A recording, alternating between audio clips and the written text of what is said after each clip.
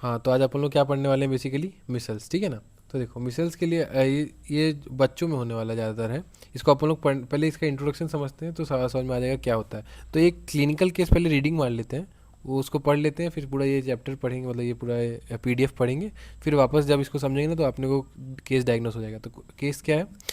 A 5-year-old unvaccinated child is brought to a pediatric outpatient department, जहाँ पे उसने क्या रिपोर्ट किया? High grade fever, cough, coryza, conjunctivitis for 4 days. On examination, multiple tiny bluish white spots surrounded by erythema are seen on the buccal mucosa opposite to the molars. On next day, a maculopapular erythematous rash appear first on the face, behind the ear, then spread downward to trunk और limbs. तो कुछ समझ में नहीं आ रहा है कि है क्या ये। तो अपन लोग पहले पूरा रीडिंग मारते हैं, फिर समझ में आ जाएगा कि किस चीज़ का केस है।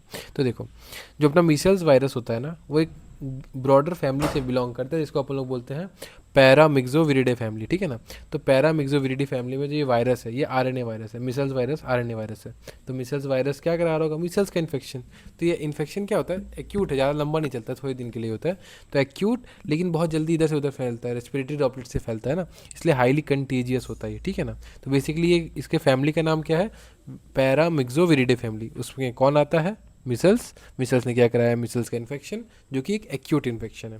तो ये कैसे फैलता है, कैसे वो समझते हैं। तो देखो, रेस्पिरेटरी ड्रॉपलेट्स के थ्रू, जैसे कि ड्रॉपलेट इनहेलेशन या फिर एरोसोल, उनकी वजह से अपने बॉडी में घुसता है। अब जैसे अपने अंदर घुसा और मल्टीप्लाई करेगा, तो पहला तो ट्रांसमिशन हुआ किसके हेल्प से? रेस्पिरेटरी रूट के थ्रू ट्रांसमिशन हुआ। फिर लोकल मल्टीप्लिकेशन। लोकल मल्टीप्लिकेशन कहाँ होगा? रेस्पिरेटरी ट्रैक्ट में होगा। वही तो, वायरस रीचेज रेस्पिरेटरी ट्रैक्ट और मल्टीप्लाई इन रेस्पिरेटरी ट्रैक्ट। फिर उसके बाद क्या होता है? रेस्पिरेटरी ट्रैक्ट के आसपास लिम्फ नोड होगा ना, तो वहाँ में घुस जाता है। तो virus enters regional lymph node. वही मैं इस डायग्राम में दिखाया हूँ कि लिम्फ नोड में ये घुस चुका है। फिर उसके बाद ये कहाँ चला जाता है? Virus enter blood stream through infected monocyte. मतलब क्या? जैसे देखो, अपना ये था लिम्फ्स, तो लिम्फ्स में डब्ल्यू भी होगा। तो डब्ल्यू में एक तो मोनोसाइट मान लो, तो मोनोसाइट के अंदर बैक्टीरिया चला गया और वो लिम्फ फिर जाके ड्रेन हो गया ब्लड में, तो ब्लड में अपना मोनोसाइट की हेल्प से घुस गया। फिर ये कहाँ पहुँच जाता है? Reticulo endothelial system. Reticulo endothelial system समझ में आता है ना, कौन आता है? लीवर, बोन मैरो, स्प्लीन आता है ना, ये सब। तो वहाँ पे पहुँच जाता है ये, ठीक है ना। और वहाँ पे जाके मल्टीप्लाई करने लग जाता है वायरस, ठीक है। फिर जब वहाँ पे मल्टीप्लाई किया, फिर अब मल्टीप्लाई करने के बाद एक सब्सटेंशियल नंबर आ चुका है, तो फिर वापस ब्लड में स्पिल आउट हो जाता है। तो उससे क्या हो जाता है? सेकेंडरी वायरीमिया। तो ठीक है, तो virus spill again in blood, और ब्लड में आया तो फिर अलग अलग बॉडी में जा सकता है। तो मतलब हुआ क्या? ड्रॉपलेट से आया, अपने लंग्स में मल्टीप्लिकेशन किया, मल्टीप्लाई करके आसपास के जो लिम्फ नोड थे उसमें घुस गया। लिम्फ नोड में जो डब्ल्यू जैसे कि मोनोसाइट में घुसा, मोनोसाइट की हेल्प से ब्लड स्ट्रीम में आ गया, जिसकी वजह से हुआ प्राइमरी वायरीमिया। प्राइमरी वायरीमिया हुआ। अब ये हल्का सा नंबर कम था, तो ये रेटिकुलो एंडोथेलियल सिस्टम में गया, वहाँ पे अपना नंबर बढ़ाया आराम से, आहिस्ता आहिस्ता। फिर कहाँ पहुँच गया? सेकेंडरी वायरीमिया, मतलब ब्लड में फिर से आ गया, मतलब सेकेंडरी वायरीमिया। और ये ब्लड के थ्रू अलग अलग ऑर्गन में पहुँच गया। तो देखो, मेनली एपिथीलियम का अफेक्ट करेगा, तो स्किन के एपिथीलियम का अफेक्ट कर सकता है, रेस्पिरेटरी ट्रैक्ट के एपिथीलियम को अफेक्ट कर सकता है, और कंजंक्टिवा का अफेक्ट कर सकता है। समझ में है ना। तो देखो, तो ये अपना क्या हो गया? पैथोजेनेसिस। रेस्पिरेटरी ड्रॉपलेट की वजह से आया, मल्टीप्लाई किया लंग्स में, फिर उसका लिम्फ नोड में मल्टीप्लाई किया, लिम्फ नोड में मल्टीप्लाई करके मोनोन्यूक्लियर सेल, मोनोसाइट्स की हेल्प से आया, रेटिकुलर एंडोथेलियल सिस्टम में आया, ब्लड में आया, स्किन, रेस्पिरेटरी ट्रैक्ट और कंजंक्टिवा का अफेक्ट किया, बेसिकली एपिथेलियम का अफेक्ट कर रहा है, ठीक है ना। तो इसके क्लिनिकल फीचर जो देखेंगे ना, बेसिकली वो 3 स्टेजेस में होता है। स्टेज 1, स्टेज 2 और स्टेज 3। तो स्टेज 1 को अपन लोग बोलते हैं प्रोड्रोमल स्टेज, ठीक है ना। अपन लोग समझेंगे क्या क्या बोलते हैं। प्रोड्रोमल स्टेज मतलब अभी इनिशियल स्टेज होता है, इसलिए इसको प्रोड्रोमल स्टेज कहते हैं। दूसरा को कहते हैं अपन लोग इरप्टिव स्टेज, और तीसरे वाले स्टेज को कहते हैं पोस्ट मिसल स्टेज। तो देखो, इनक्यूबेशन देखो, अगर बच्चों में हो रहा है ये, तो बच्चों में तो ये थोड़ी दिन में ही इंक्यूबेशन, थोड़े दिन में ही मल्टीप्लाई जल्दी कर लेता है, मतलब क्या 10 दिन में हो जाता है मैनिफेस्ट, जबकि एडल्ट में ये 21 दिन लेता है, ठीक है। तो स्टेज 1 क्या था? अपना 3 स्टेज में बांटे थे इसके क्लिनिकल मैनिफेस्टेशन को, प्रोड्रोमल स्टेज, इरप्टिव स्टेज और पोस्ट मिसल स्टेज। तो प्रोड्रोमल स्टेज की बात करते हैं, तो ये बेसिकली 4 दिन तक चलता है। जैसे देखो, 10 दिन तक तो इसको लगा मल्टीप्लाई करने में, तो 0 से 10 दिन तक तो मल्टीप्लाई किया। अब 10वें से 14 दिन में क्या दिख रहा होगा? अपना प्रोड्रोमल स्टेज। तो वही, ये लास्ट फॉर 4 डेज, 10 से 4 डेज तक। तो देखो, 10वें दिन क्या होता है?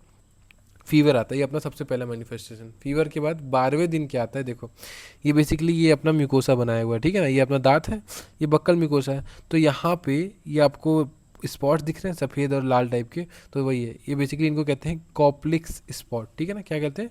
कॉप्लिक्स स्पॉट, ठीक है ना। कोपलिन से याद कर सकते हो, कोपलिन अगर जानते हो, देखो गॉबलिन याद है, गॉबलिन से कॉप्लिक याद कर सकते हो अगर करना है तो, नहीं तो कॉप्लिक्स स्पॉट याद कर लो। तो बेसिकली यही होता है पैथोग्नोमिक ऑफ मिसल्स। मतलब अगर किसी क्वेश्चन में ये लिखा है कॉप्लिक स्पॉट, या फिर उसको ऐसे लिख सकता है, white blue spot surrounded by erythema near second molar थी, ठीक है ना। बेसिकली ये ब्लू स्पॉट्स है और उसके आसपास अपना क्या है, एरेथ्रमा है, और ये कहाँ पे पाया जा रहा है, मोलर के आसपास, तो इसी को अपन लोग बोलते हैं कॉप्लिक स्पॉट। तो ये पाया गया और धीरे धीरे ये पूरी जगह में फैल सकता है, समझ में आया ना।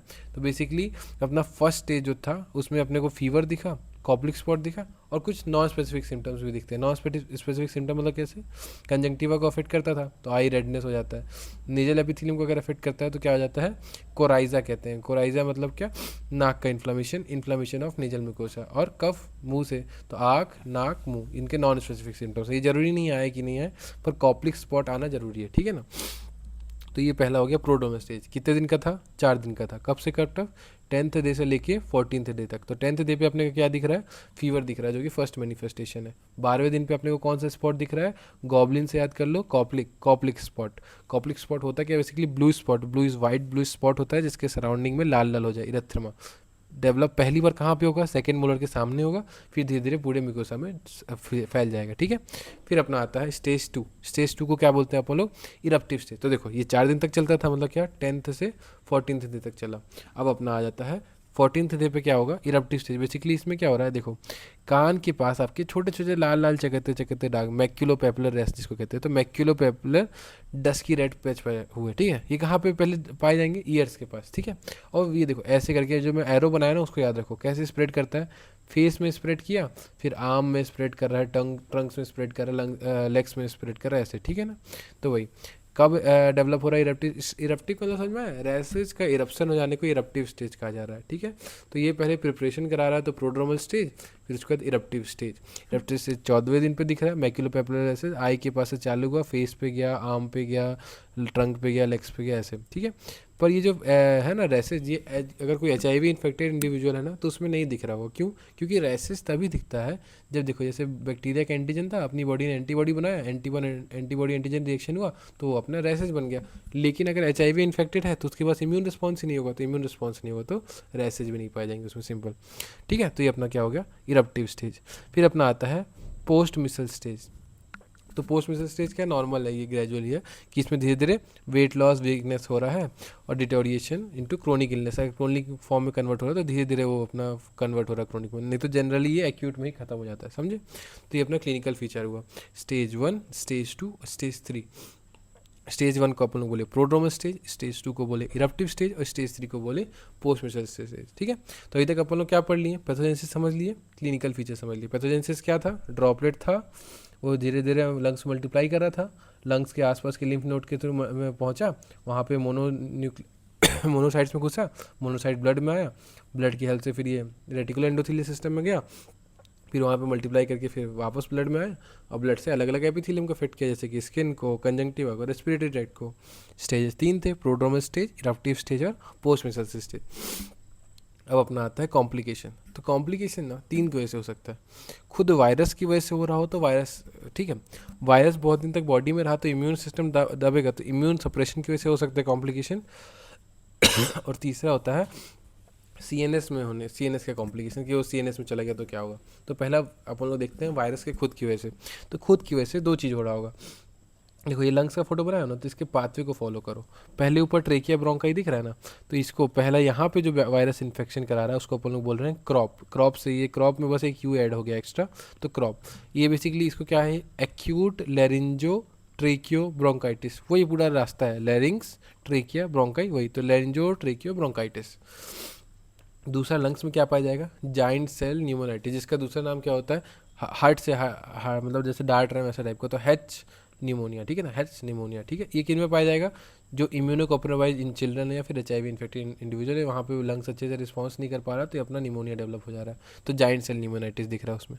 तो वायरस की वजह से 2 चीज़ दिख रहा है, एक तो लैरिंग्स ट्रेकिया ब्रोंकाई को इफेक्ट कर रहा होगा, एक लंग्स को इफेक्ट कर रहा होगा। तो लैरिंग्स ट्रेकिया ब्रोंकाई को इफेक्ट करने वाले सिम्टम को क्या बोल रहे हैं, क्रॉप, ठीक है ना, मतलब एक्यूट लैरिंजो ट्रेकियो ब्रोंकाइटिस।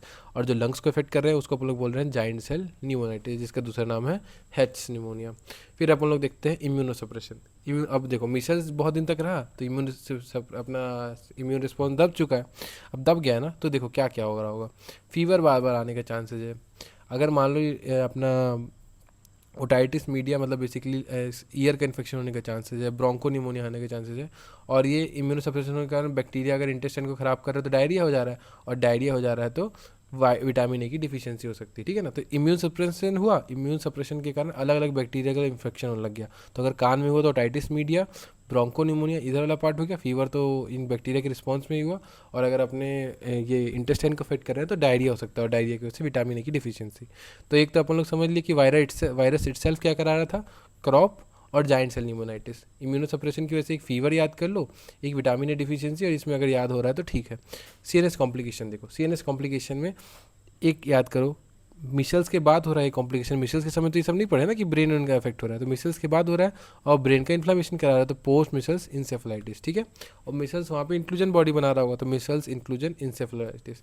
अब एक होता है एसएसपी, देखो पैन इंसेफलाइटिस मतलब क्या, पूरा ब्रेन का इन्वॉल्वमेंट हो रहा है, और स्क्लोरोजिंग मतलब डिस्ट्रक्शन हो रहा है, तो सब acute sclerosing panencephalitis. SSP जैसे एस अपन लोग बोले थे ना, scarlet skin syndrome, staphylococcus scarlet skin syndrome, वैसे यहाँ पे क्या है एसएसपी, सब एक्यूट स्क्लेराइजिंग, और ये तो इंसेफलाइटिस बार बार पढ़ के आया ना, तो पैन इंसेफलाइटिस। तो यहाँ पे बेसिकली सीएनएस में सब इंसेफलाइटिस ही है, post measles encephalitis, micelles inclusion body encephalitis, और एक पैन इंसेफलाइटिस जो कि कैसा है, सब एक्यूट और स्क्लेराइजिंग है, सिंपल। तो ये अपना कॉम्प्लिकेशन हुआ, कॉम्प्लिकेशन 3 हुआ, एक वायरस की वजह से, एक इम्यूनोसप्रेशन की वजह से, और एक सीएनएस की वजह से। वायरस का नाम था क्रॉप और जाइंट सेल न्यूमोनाइटिस। इम्यूनोसप्रेशन में याद कर लो otitis media, bronchopneumonia, vitamin A deficiency, recurrent fever. CNS में सारे इंसेफलाइटिस को याद कर लो, जैसे कि measles inclusion body encephalitis, post measles encephalitis, और सब एक्यूट स्क्लेरोजिंग इंसेफलाइटिस। अब अपना देखते हैं लैब डायग्नोसिस। तो लैब डायग्नोसिस में अपना सैंपल कलेक्शन देखते हैं। तो सैंपल कलेक्शन में बेसिकली क्या, किससे ट्रैवल कर रहा था, रेस्पिरेटरी रूट के थ्रू आ रहा था ना। तो देखो पहला अपना आ गया नेजोफेरेंजियल स्वैब, ठीक है ना। या तो ये कंजक्टिवा के थ्रू भी आ सकता है, जिसको अपन लोग बोलते हैं, या तो जैसे कंजक्टिवा को भी तो अफेक्ट कर रहा था ना यहाँ पे, तो या तो कंजक्टिवल स्वैब ले लो, नेजोफेरेंजियल स्वैब ले लो, और अगर पूरे बॉडी में फैल रहा है, वायरीमिया हो रहा है, तो ब्लड, यूरिन और रेस्पिरेटरी सिक्रीशन का इस्तेमाल कर सकते हैं अपन लोग, सिंपल, ठीक है ना। तो ये सैंपल कलेक्शन हुआ, nasopharyngeal swab, conjunctival swab, blood, respiratory secretion और यूरिन। सैंपल कलेक्शन के बाद कुछ नहीं करना है, ये जो मैंने ये ग्रीन बनाया है ना, इसको याद रखो। या तो पहले वायरस को पहले पूरी तरीके से देखो, वायरस से या तो उसके कंपोनेंट को देखो, मतलब एंटीजन, एंटीबॉडी और आरएनए, सिंपल। तो देखो पूरे वायरस को आइसोलेट करने के लिए क्या लेंगे अपन लोग, सेल लाइन का इस्तेमाल करेंगे, तो मंकी सेल लाइन का इस्तेमाल करो या ह्यूमन किडनी सेल लाइन का इस्तेमाल करो, ठीक है ना। अब उसमें से जो सेल है उसके अंदर अपन लोग ने वायरस को डाला, तो वायरस को डालेंगे ना, तो देखो सेल इतना बड़ा सा हो गया ना, तो वही मल्टी न्यूक्लिएटेड जाइंट सेल बन गया, जिसका नाम अपन लोग व्हाट द फक सेल से याद कर सकते हैं, वॉर्थिन फिंकिल्डे सेल्स, ठीक है ना। तो WTF से अपने वॉर्थिन फिंकिल्डे सेल्स, मतलब ये कितना बड़ा हो गया ना, इसको देख के अपने मुंह से निकल गया व्हाट द फक। तो मतलब बेसिकली क्या है, इसमें क्या क्या पाया जाएगा, एक तो ये जाइंट सेल है, मल्टी न्यूक्लिएटेड, एक और न्यूक्लियाई बना देता हूँ ताकि मल्टी न्यूक्लिएटेड दिख रहा हो, मल्टी न्यूक्लिएटेड अपना दिख रहा होगा ये बेसिकली, और अपना बेसिकली तो ये अपना इंट्रान्यूक्लियर, इसमें न्यूक्लियस के अंदर भी इंक्लूजन दिख रहे हैं और साइटोप्लाज्म में भी इंक्लूजन दिख रहे हैं, तो इंट्रान्यूक्लियर और इंटर साइटोप्लाज्म में इंक्लूजन्स। तो पहला पार्ट क्या था, पूरे वायरस को देख लो, तो पूरे वायरस को देखने के लिए अपने को सेल लाइन बनाना था, तो या तो मंकी का सेल लाइन इस्तेमाल करो या तो किडनी का। तो नॉर्मल सेल में जब वायरस को डाले तो सेल बड़ा सा हो गया, तो बड़ा सा हो गया, उसको देख के गाली निकल गई, व्हाट द फक, मतलब क्या, वॉर्थिन फ्रिंकेल्डे सेल्स, और उसमें अपना इंक्लूजन बॉडी इंट्रान्यूक्लियर और इंटरसाइटोप्लाज्म इंक्लूजन बॉडी, सिंपल। फिर अपना देखते हैं एंटीजन, क्योंकि ये जाइंट सेल क्यों बन रहा है, देखो ना यहाँ पे कॉम्प्लिकेशन में भी अपन लोग पढ़ते हैं जाइंट सेल न्यूमोनाइटिस हो रहा था, उससे रिलेट कर सकते हो कि यहाँ पे इसलिए जाइंट सेल ही बनता है, सिंपल। फिर एंटीजन डिटेक्शन कर सकते हैं, तो एंटीजन डिटेक्शन कैसा है, यही जो अपना डायरेक्ट इम्यूनोफ्लोरेसेंस का इस्तेमाल कर सकते हैं, और कौन सा, एक ही चीज़ याद कर लो, एनपी मतलब क्या, न्यूक्लियो प्रोटीन, तो against using anti nucleo protein antibody का इस्तेमाल करके एंटीजन डिटेक्ट कर लो। फिर अब देखो एंटीजन डिटेक्ट कर लिए, अब एंटीबॉडी को डिटेक्ट कर लो, तो उसके लिए कौन सा, वो उल्टा ही गेम खेलते रहो। जब अपने को एंटीजन डिटेक्ट करना था तो एंटी न्यूक्लियो प्रोटीन एंटीबॉडी का इस्तेमाल किए, अब जब एंटीबॉडी डिटेक्ट करना है तो न्यूक्लियो प्रोटीन एंटीजन का इस्तेमाल कर लो, तो या तो सीरम से या तो CSF से, ठीक है ना। तो अगर सीरम में IgM बढ़ा हुआ पाया जा सकता है, और IgG का 4x को भी अपन लोग एक्यूट इन्फेक्शन के अंदर रखेंगे, और CSF में अगर ये पाया जा रहा है एंटी मिसल्स एंटीबॉडी, तो अपने को समझ में आना चाहिए कि ये इंसेफलाइटिस का कंडीशन है, SSP, समझे, एंटीबॉडी डिटेक्शन। ये किसकी हेल्प से कर रहे हैं, डायरेक्ट इम्यूनोफ्लोरेसेंस टेस्ट की वजह से एंटीजन, और एंटीबॉडी ELISA की हेल्प से कर रहे हैं। इसके अलावा आरएनए में अपन लोग वही एनपी न्यूक्लियो प्रोटीन, हर जगह न्यूक्लियो प्रोटीन है, इसमें एंटी न्यूक्लियो प्रोटीन एंटीबॉडी, इसमें न्यूक्लियो प्रोटीन एंटीजन, और इसमें न्यूक्लियो प्रोटीन जीन का डिटेक्शन कर लो, सिंपल। तो लैब डायग्नोसिस क्या था, आप बेसिकली नेजोफेरेंजियल स्वैब लो, सबसे मेन तो यही है, कंजक्टिवल स्वैब उसके बाद लो, या फिर ब्लड, यूरिन, ये सब। वायरस सेल के लिए सेल लाइन बनाओ, सेल लाइन के अंदर वायरस डालो, तो जाइंट सेल दिख रहा होगा अपने को, तो मल्टी न्यूक्लियर जाइंट सेल, जिसका नाम है वॉर्थिन फिंकिल्डे सेल्स। या तो फिर उसके कंपोनेंट्स एंटीजन, एंटीबॉडी या फिर आरएनए। एंटीजन डिटेक्शन को अपन लोग कैसे, एंटी न्यूक्लियोप्रोटीन एंटीबॉडी टेस्ट का नाम डायरेक्ट इम्यूनोफ्लोरेसेंस। एंटीबॉडी डिटेक्शन के लिए एंटीजन का इस्तेमाल करोगे, एनपी एंटीजन। टेस्ट का नाम एलाइसा। सीरम में दिखेगा एंटीबॉडी बढ़ा हुआ, और अगर सीएसएफ में पाया गया तो मतलब एसएसपी की तरफ इंडिकेट कर रहा होगा, सिंपल। तो ये अपना हो गया। अपन लोग ने क्या क्या पढ़ा बेसिकली, इंट्रोडक्शन देखे, introduction, pathogenesis, clinical feature, complication और लैब डायग्नोसिस। इंट्रोडक्शन में क्या देखे, पैरामिक्सोविरिडी के अंदर आरएनए वायरस का नाम मिक्सल वायरस था, जो कि मिसल्स इन्फेक्शन करा रहा था, जो कि एक्यूट इन्फेक्शन है। पैथोजेनेसिस क्या है, रेस्पिरेटरी ड्रॉपलेट के थ्रू आया, किसमें, अपने रेस्पिरेटरी ट्रैक्ट में, वहाँ पे फिर लोकल लिम्फ नोड में पहुंचा, लिम्फ नोड से फिर ये मोनोसाइट्स में गया, मोनोसाइट ब्लड के थ्रू फिर रेटिकुलर एंडोथेलियन सिस्टम में लेके आया, वहाँ से सेकेंडरी वायरीमिया हुआ, अलग अलग जगह पे पहुंच गए, जैसे कि स्किन, रेस्पिरेटरी ट्रैक्ट और कंजंक्टिवा। क्लिनिकल फीचर के बेसिकली इंक्यूबेशन पीरियड 10 दिन और 21 दिन, 10 छोटों में 21 बड़ों में। 3 स्टेजेस होगा, प्रोड्रोमल, इरप्टिव और पोस्ट मिसल। प्रोड्रोमल में 3 चीज़ें, 10वें दिन पे क्या पाया जाएगा, फीवर। 12वें दिन पे अपने को कॉप्लिक स्पॉट पाया जाएगा। कॉप्लिक स्पॉट क्या होता है, ब्लू वाइट स्पॉट है जिसके अराउंड इरेथ्रमा डेवलप हो रहा होगा, ठीक है ना। और नॉन स्पेसिफिक सिम्टम्स है, कान, नाक, मुंह, जैसे आँख में अपना कंजक्टिवल रेडनेस हो गया, आई रेडनेस हो गया, इसमें कोराइजा दिख रहा है, कफ हो रहा है। और अपना इरप्टिव स्टेज में 14वें दिन पे पाया जा रहा है, यहाँ पे मैक्युलोपेपुलरिसिस, कान के पीछे चालू होगा, फेस पे जाएगा, आर्म सॉफ्ट में चलने लग जाएगा। और पोस्ट मिसल में तो वेट लॉस हो रहा है, सिंपल। कॉम्प्लिकेशन यहाँ पे बेसिकली किस वजह से हो रहा है, वायरस की वजह से, इम्यूनोसप्रेशन की वजह से, सीएनएस की वजह से, तो वायरस की वजह से अपना क्या हो गया, क्रूप और जाइंट सेल न्यूमोनाइटिस। इम्यूनोसप्रेशन की वजह से अपने को सब याद कर चुके, विटामिन ए डिफिशियंसी, अपना फीवर। और सीएनएस वाला एक याद कर लो, इंसेफ्लाइटिस वाला SSPE। एस मतलब क्या, सब एक्यूट स्क्लेरोसिस पेनिन्सेफलाइटिस। लैब डायग्नोसिस में पूरा सैंपल कलेक्ट करो, ये पूरा वायरस को देखो, जैसे कि मंकी, और इसमें सेल लाइन का इस्तेमाल करो, तो इसमें अपना वार्थिन फिंकेल्डेस सेल दिख रहा होगा। एंटीजन डिटेक्शन में कौन सा एंटीबॉडी का इस्तेमाल करेंगे, anti nucleoprotein antibody. Antibody detection के लिए एनपी एंटीजन, और आरटीपीसीआर में एनपी जीन का डिटेक्शन, सिंपल। अब क्वेश्चन पढ़ते हैं। तो एक 5 ईयर ओल्ड अनवैक्सीनेटेड चाइल्ड है, ठीक है ना, वैक्सीन नहीं है उसके अंदर, इज ब्रॉट टू पीडियाट्रिक। इसमें दिखा रहा है फीवर, कफ, कोराइजा। कोराइजा दिख रहा है, नॉन स्पेसिफिक सिम्टम, कंजंक्टिवाइटिस दिख रहा है, red eye redness. On examination multiple tiny bluish white spot surrounded by erythema. ये कौन सा स्पॉट है, कॉप्लिक स्पॉट। कहाँ पे प्रेजेंट हो रहा है, बक्कल मिकोसा। तो इससे समझ में आ जाना, ये बक्कल मिकोसा जब बोल दिया अपोजिट टू मोलर, तो समझ में आना चाहिए कॉप्लिक स्पॉट की बात कर रहे हैं। कॉप्लिक स्पॉट जैसे ही हुआ, ये क्या कि इसमें कन्फर्मेशन हो गया, मिसल्स है अपना, ठीक है। फिर उसके बाद ऑन नेक्स्ट डे मैक्युलोपेपुलर एरिथ्रोमेटस रेस, ये कौन सा स्टेज हो गया, इरप्टिव स्टेज की बात कर रहा है। तो erythematous rash appear first on face, then behind the ear, and then spread downwards to trunk and lip. तो ये किसका केस हो गया, मिसल्स का केस हो गया, सिंपल। और उसके बाद इसको सॉल्व कर लो, चलो।